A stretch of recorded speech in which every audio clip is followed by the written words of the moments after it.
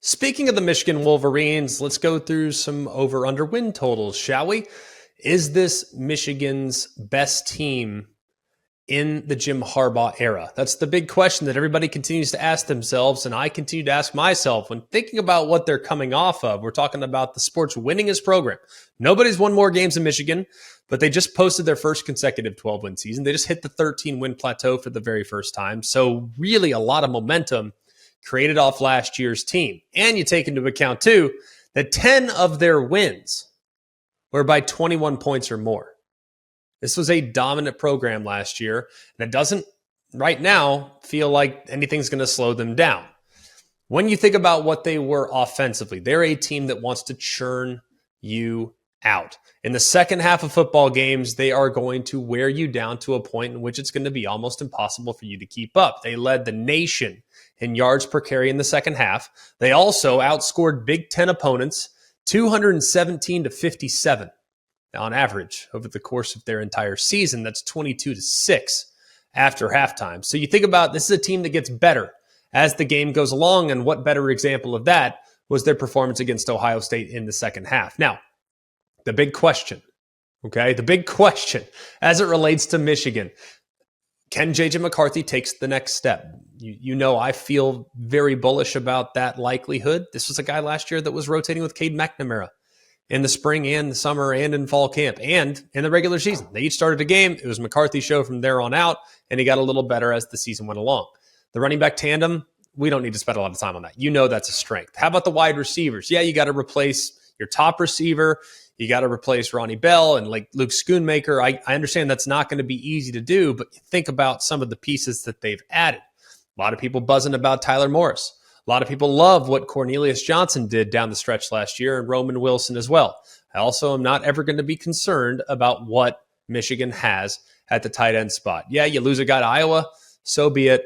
In comes guys that will likely be able to fill that void, like Colston Loveland, and then A.J. Barner, who's another option at tight end as well. Offensive line, maybe the biggest question mark coming into the season, and then you look a little bit deeper, and you realize this group, even though they lose arguably the best center in the country last year in Olo Oluwatimi, they bring back 151 starts at the FBS level. I don't know how that's possible, but we're talking about a group that is insanely experienced, insanely.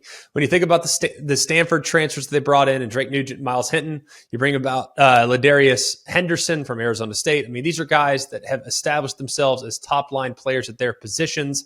And clearly with what Michigan's done the last couple of years, winning back-to-back Joe Moores, the offensive line is going to be a position of strength yet again. On the defensive side of the football, yeah, you lose some really good players. I mean, Mozzie Smith, not a lot of Mozzie Smith guys are just walking around. DJ Turner, you think about Mike Morris. I mean, a lot of really good players on that defense. But man, if you look at what they bring back, I mean, defensive tackles still a strength, defensive end, the edge room, how many guys that are in the rotation, how many twitch guys they have. I mean, we got top 100 players galore as it relates to the Wolverines. So I think that group's going to be just as good. Plus Josiah Stewart, interesting transfer from Coastal Carolina.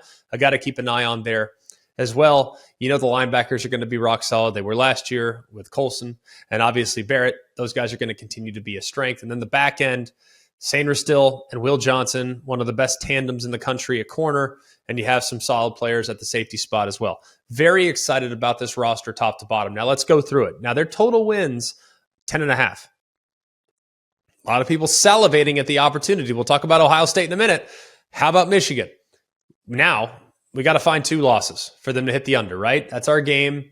If you're in the middle, we'll find losses or wins based on where you're at. You're closer to the 3.5 win plateau. We got to find you 4 wins. You're closer to the 12 win plateau. We got to find you losses. Let's find the losses. All right. East Carolina, UNLV, Bowling Green, and Rutgers. Do I need to spend a lot of time? They're all at home. None should be a significant issue for the Wolverines. And you go to Nebraska. Interesting game. We know what that game was like a couple years ago.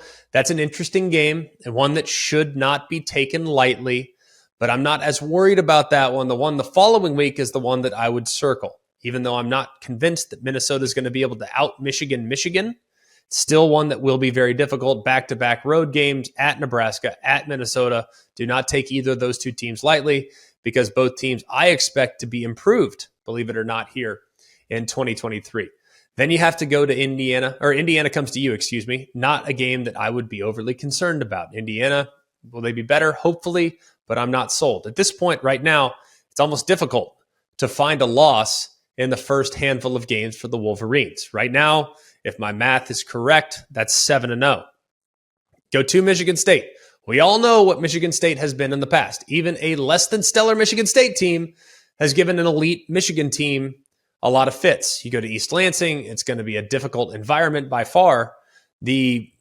Probably the most difficult environment they will have faced as far as hostility. Maybe Nebraska's fans are so nice. I mean, yes, they're going to boo and they're going to be loud and it's going to be hostile for sure. I'm not sure it will be quite what you would expect from Michigan State fans. I think they get that one. I think Michigan State, we've talked about them. I'm not sold on the turnover that's coming this year, even though Mel Tucker is. I'm in see it to believe it mode with Sparty, so I am not willing to go down that rabbit hole. Purdue, year one, new coach. I don't think they have what it takes to go into the big house and get it done. You go to Penn State, to Maryland, and Ohio State comes to you in the final 3 games of the season. Here is where we separate the men from the boys. Not with the road trip to Penn State. They'll be up for that one. They will be prepared. They ran through them like a hot knife through butter last year. Penn State's going to be better than I think they were last year, given all the young players that played pivotal roles.